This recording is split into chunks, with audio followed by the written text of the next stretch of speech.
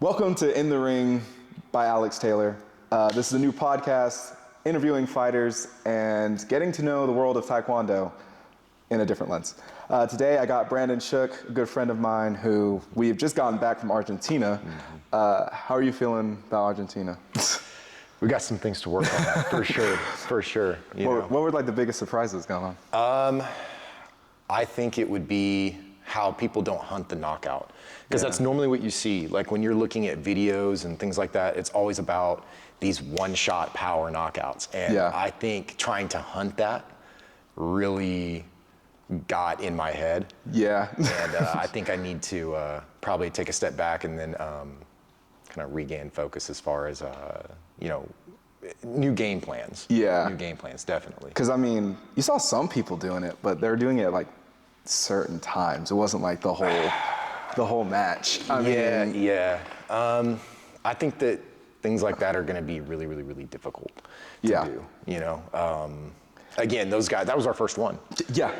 So I mean, that's always going to be really hard to go in with a blank slate, not really knowing what to expect, and try to hunt a certain technique. Yeah. Like, I mean, that's almost impossible. Oh, yeah. Because you got to be very versatile in there. I mean, that was something 100%. I was noticing about the Argentinians is they were very versatile, but also at the same time, they were doing like sort of the same things. So like, I don't know, maybe it was their timing, but it seemed a lot of like just focusing on the blitz. But when they weren't going forward, it was like you didn't know what they were going to throw. It's just a lot of, Yeah, I agree with that. And that's the thing too, because like, when I was down there, I felt like we can definitely contend with them. Yeah. As far as our power goes and things like that. Like even with me, like I had good blitzes. It's just with me, I think it's very inconsistent. Yeah. You know, like I'll either blitz or I'll stick to my kicks. Yeah. And then when I stick to my kicks, I don't double it up. I'll only throw one at a time. Again, hunting that knockout, that one shot blow. And in this sport, you're not gonna find it. No. Because it's almost more of like a point sparring match. It is. And coming from my background as far as like mixed martial arts and things like that go, it's much more easier to find. Yeah. You're not gonna find that with guys that know what you're doing. Yeah. They're the same rank as you. They've grown up the same as you did. Yeah. You're not gonna use their own techniques. No. In a slower fashion, because that's what it is. When you look for knockout blows and you look for things like that, you are going to be slower because you're putting all your power into it. So yeah, definitely we got to take a step back, get a new game plan going, and then I think attack Italy. Yeah, that's the next. Now talking about your other backgrounds, which martial arts did you start in? So I started with this Taekwondo back in let's just say I knew Pal before he knew the stool. Before he did his new school. And then I branched to Jiu Jitsu. I did it because I was supposed to go MMA. Yeah. And in MMA, you do have to you got to know what you're doing on the ground. Yeah. My philosophy behind it was know enough to get back to your feet. And that's really it. Now, how's that initial going from, Taekwondo to Jiu Jitsu? How was that like? Hard. Yeah. Really hard, because again, with us, it's about getting in and getting out. Well, jiu-jitsu, you want to get in and stay in. Yep. And if you don't do that, that's actually how you get caught in like triangles and things like you can get submitted actually pretty bad. Yeah. So that's actually a very hard concept still to wrap my head around. Even at purple belt, it's like, man, like I want to get out because I want to do all these flashy moves, but it's like, to be honest, you want to be boring. Yeah. In jiu-jitsu, boring is what will win you the fight. That's why jiu-jitsu I don't know. I respect the people who can do it, but it's like doing it myself. I get too caught up in trying to like do too many things, and it's very slow. And whenever it's like with Taekwondo, it's slow fights. I feel like I'm doing something wrong. With jiu-jitsu, it just feels like I'm doing something wrong whenever I'm just going so slow. And like, I agree with that. Not making, that many moves. But now going from jiu-jitsu to MMA, how was that? That was actually a lot better. I think the best thing anyone can ever do, as far as even if you're wanting to just train MMA, you need to be a master of whatever it is that you're passionate in. So whatever martial art that you decide you want to do, you need to at least be a black belt or just have a high fight IQ of your style. Yeah. You know, too many times I've seen a lot of guys, they just train they train it, but they're not, you know, proficient in it. You know, there's guys that watch way too much UFC, and they think they can just go out there and mimic it. And that is not the case. No. So again, I think that, you know, having a style to back you up is what will kind of get you a little bit further, faster. Because it's such a short career span anyways. So you want to be a master of your craft. As far as adapting it goes, I actually found it easy. You know, of course there's some, you know, difficult things that I gotta, you know, take care of because, you know, we don't punch a whole lot. You know, we'll box. As far as ITF goes, we'll box, but in general, as a rule, Taekwondo. In general, if I'm going against a good boxer, we need to stay around the outside. And the footwork is what transferred over really well. As far as that goes, I mean, the sidekick itself, I remember you talking about that going against the, you know, MMA guys. Even going against kickboxers myself, is that sidekick just breaks so many people. It really does. And, you know, fighting someone that, you know, has a Muay Thai background or a Dutch kickboxing background, you know, they like to have their hips squared. And when your hips are squared like that, that's a very big target. We're used to striking smaller targets. So it leaves you wide open, and to me, it's just an easy strike to land. And, you know, I always recommend it for anybody that's, you know, thinking about like, you know, can this style transfer over? Yes, it can. Go see if you can do it. Go see if you can adapt it. And I think you'll get pretty far trying to do that. Now, how many fights have you had in MMA? None.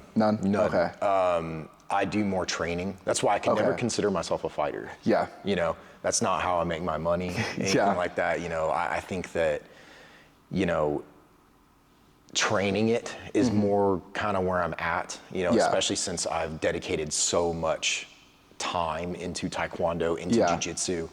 You do get caught up in, you know, everything that's going on here. You know, like I was even talking to Pal about, you know, transferring over, you know, doing some MMA fights and doing, you know, Italy. And it's like, I want to do that, but realistically, you gotta really focus on. You gotta focus, and it takes you. Let's see, like the next fight I think that got offered really would be in March. You know, and that's March. You know, the month after I think we're going to Canada. So, you know, and it's like you were saying, you gotta master your craft. You do, and it's not so much like now we're at the rank, you know, in the you know fight IQ level of. It's not so much adaptability anymore. It's about, well, what can your body actually take? You know, like, what am I gonna go fight in Canada with really bad leg kicks? Possibly have lost an MMA fight before that, you know? Like, that's not a smart way to approach that. So I definitely am kind of conflicting the battle. Which one do I choose? And of course, Taekwondo has always won that battle. So I think more than likely I'll stick to Taekwondo. But I'll always train. Now, training in MMA, what type of fighters have you seen, you know, excel the best? Like the Jiu Jitsu fighters, Taekwondo, kickboxing, Muay Thai? I think wrestlers. Wrestlers? Okay, Wrestlers, because they understand that get in, stay in, take them down. They grind you. They you know, they'll stay attached to your hip the whole time. When they get on top, they'll just start hitting you. You know, and at that point, it doesn't matter what you know anymore because you're on the ground. So I think that wrestlers have adapted really, really, really well. I think the second to them, it's got to be kickboxing. I want to say jiu-jitsu. But the kickboxers, if they got someone that has really good footwork and they're hard to take down. Especially those Dutch kickboxers. Those guys are quick. And it doesn't seem like that style would work with your feet being closer together and just, you know, being so springy, but I don't know. I agree. I think their leg kicks are different from Muay Thai. They put their whole body into the kick. And it's slower. But when you get hit with it, it's like, you're not moving anymore. Like it's a different style of kick. You know? I think that they adapt pretty well too. They give me a hard time actually. You know, I'd actually rather fight someone that knows Muay Thai over Dutch kickboxing for sure. Because they come forward more. As far as like, you know, you're trying to get out, like, because we use angles. You know, they come in with hooks. Yeah. And they will chase you down with it. So I think that's it's like the angle work doesn't work anymore. It's difficult. It's difficult. I think they're great fighters. Now, going back, is there a moment in which when you were starting with martial arts that you knew, like, this is it, this is what I want to do? Or, like, is it just something you started and never stopped? Or I think I'm the traditional, I got bullied in elementary school. You know, I got put in it, you know, and then I got beat up many times. And then I just, you know, chased down the aspect of fighting in general. Yeah. But, you know, what really made me want to stick to Taekwondo is the fact that, you know, not a lot of people do this style, you know, especially the ITF style. Yeah. You know, because I grew up kind of watching a little bit of UFC. I watched Lyoto Machida and Stephen Wonderboy Thompson. And, you know, they were all either Kenpo, I think Stephen's Kenpo, and then Lyoto's Shotokan karate. Yeah. So a lot of karate guys. Yeah. And it made me kind of think like, well, maybe, you know, maybe I could put Taekwondo on the map, you know, maybe. You know, we'll still see. You know, I'm still young enough to actually be able to make a run. Yeah. You know, it won't be a UFC run, but, and it may not even be a legacy run. But hey, I mean, there's so many new leagues now in which, like, they're you know, popping up everywhere. Taekwondo combat, karate combat, you know. Even with MMA, you got the PFL, which, you know, I don't know how well they've been doing recently, but, you know, they took off for a little bit. Yeah, they're everywhere. You know, so I can't always rule it out, especially nowadays. Yeah. You know, but we'll have to see. You know, it really just depends on what we're doing here. Yeah. Because, again, back to the Argentina thing, it just picked up a whole new interest for me. You know, like I didn't know that I even would develop an interest there. Yeah. I was like, oh, you know, I'll go do this. It would look good on my resume, and it's like, maybe I want to do this. Yeah, you know, there's like so this many is pretty people, cool. and it's just like, yeah, you meet everybody. And I don't know. That was a really cool experience for me, and I think I'd like to do more of those. Oh yeah. You know, because the connections you make. I mean, even now, there's those people from England who are like willing to come, you know, train with us if we wanted to go there. Yeah. We got people in Argentina. I didn't even know that. Oh yeah. I mean, that adds more to the fact, you know. Yeah. I mean, even in Canada, I mean, I know people up there now who, you know, are willing to train me and all that. I mean, the guy who trained under one of the people who created Taekwondo, he's up there and he's willing to train us all. So, I mean, the connections you get from it is incredible. Yeah. I'm ready to do that. That sounds great. Yeah. Oh, man. Now, moving up a little bit, you were a bouncer for a little bit. How does martial arts help you, at least in the real world? Because a lot of people don't think Taekwondo helps, you know, or is a real, you know, way to fight. Yeah, man. I'll tell you what, they all work. Every martial art works. It's how you adapt it. But I'll tell you one thing. You don't want to roll around on the ground. You don't want to roll around on the pavement. You know, there's too many scenarios where somebody can just come up and kick you in the head. There's too many scenarios where you're rolling on glass. You don't know there could be needles on the ground. You don't know what's on the street. So, you know, when I bounced, I used more Taekwondo and striking than I did anything else. Like occasionally I'd take people down. And even I realized, man, I don't want to be on the ground right now. Like, this is concrete. This is concrete. This stuff hurts. Oh, yeah. So, yeah, I think using Taekwondo, using footwork will always confuse somebody. Yeah. Especially in that kind of scenario because they're drunk. Yeah. They don't know what's going on anyways. Yep. You know, and again, your whole concept here is to get in, get out. That needs to be your goal in a bar fight anyways. Oh, yeah. So, yeah, I think that it transfers over great. I think that this is something that a lot of people don't understand. I think it's a lot of mainstream stuff. Yeah. Everyone's pushing jiu-jitsu, pushing wrestling. The UFC's pushing wrestling. Which I guess that's why, because I mean, you see a lot of UFC and it always seems to be on the ground with those ground punches and just, you know, ending in chokes. Yeah. Whereas But I don't think that's a realistic, you know, especially if someone's trying to get in it for self-defense. Yeah. Like, you know, it's good to know the bases of jiu-jitsu, like the basics, but I don't think going up and learning all those chokes is going to be the best for, like, you know, self-defense later on. Real world, there's a lot of, you can just get really hurt doing it, you know? Like, yeah, I mean, you got adrenaline going. That's usually everyone's argument. Well, the adrenaline's already going. You're not going to feel the concrete. Yeah, you are. I mean, yeah, you're going to feel it. Yeah. You know, so your head hits it, you know, yeah, your hard head enough hits it. Yeah, I mean, dude, anything can happen. I mean, even if you get caught in the makeshift choke that you know you can get out of, your forehead's still touching the pavement. It's not a comfortable thing, you know? So again, you know, I think that, you know, learning to strike is going to be your main thing. It doesn't matter if it's taekwondo, Muay Thai, karate, any of it. You know, you need to know how to strike to get out. I mean, it's like that story that we both know. I won't name her right now, but I mean, she was really good at Jiu Jitsu, and then she was out and she got into an argument with someone and ended on the ground, and then that person's girlfriend just came and just like kicked her right in the, you know, jaw, and she was out just like that. So it's just, I don't know.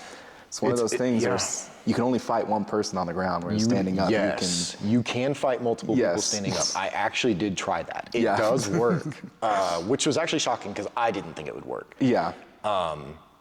You know, but it does. It does work, and you know, it's also like, you know, you're safe. You know, and that's what matters at the end of the day. You know, you got kids to go home to, you got a family. You know, you don't have time to be rolling around on the streets. You know, so Now, training for Argentina, looking to now, how was your experience getting ready for Argentina, for something you haven't even like seen like in real life? How was that?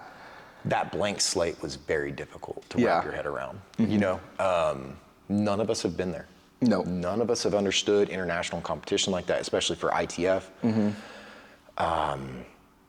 That was hard, especially, like I said, my background, I'm looking for the one-shot power. And it does not work in Taekwondo. It does not work. So again, that's something I'm working on now to try and double my kicks up. But yes, that was a very hard thing to transition to. You know? Because I remember the sparring, it did seem to be a lot more, I mean, from all of us, single kicks, you know, 1 or 2 punches. You know, I mean, you can only do so much when you don't know the level of competition there. So, I mean, looking forward to training to Italy now. We talked about it a little bit earlier, but like, what are going to be your biggest focuses training for Italy? Ring management, for sure. Too many times I'd end up on the side of the ring. A lot of it too is just keeping my composure, you know? I'd want to start trading if I would get hit, which is an MMA mindset.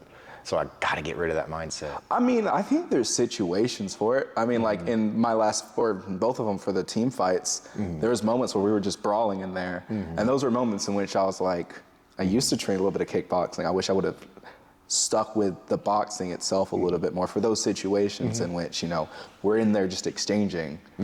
True. That's very true. I mean, I agree with that. There's just some things that I need to work on as far as, you know, like you said, doubling your kicks up. You know, as far as boxing goes, I felt like we actually had the best boxing there. You think? I do think so. You know, I think that we got great boxing. It's our kicks that need some work. You know? Even the speed itself of like, we may be technically good, but they are fast. They are those fast, Argentinians they are fast. I mean, even watching the Russian people, and even fighting the Polish guy, I didn't think they were necessarily faster than I was. I felt like we were pretty on par. But when I was fighting the Argentinian people, there is something different about that. And it's something that you can watch it and be like, oh, I could do this, this, and this. But it's not until you're standing in front of them and then you just get hit like this out of the blue. And even I went to a tournament last year and seeing the Kazakhstanian people fight, though they were, if anything, faster than the Argentinians. Yes. So it's funny to see all the different, you know, countries and the way they spar. I mean, Kazakhstanian people, there were a lot of, you know, front leg round kicks, back leg round kicks, just getting in there to just like punch you as many times in the face and a high kick at the end. So sort of, you know, that jab, cross, jab, kick thing that we do. They are very big on that. So they fight sort of similarly to the Argentinian people, but a lot faster, and it's more of just round kicks. Whereas the Argentinians, I saw them with a lot of side kicks and, you know, mixing it up a little bit more. But no, I think we're going to do well in Italy. Well, it's not a blank slate anymore. No. You know, now we have some experience. We know what to expect. I think that's going to be really fun. And again, it's going to be great for us to do. There's not a lot of Americans that do this. No. So yeah, I'm ready to do that. Oh yeah. You know? Now, as a quick final question, what'd you think of the Jake Paul Anthony Joshua fight?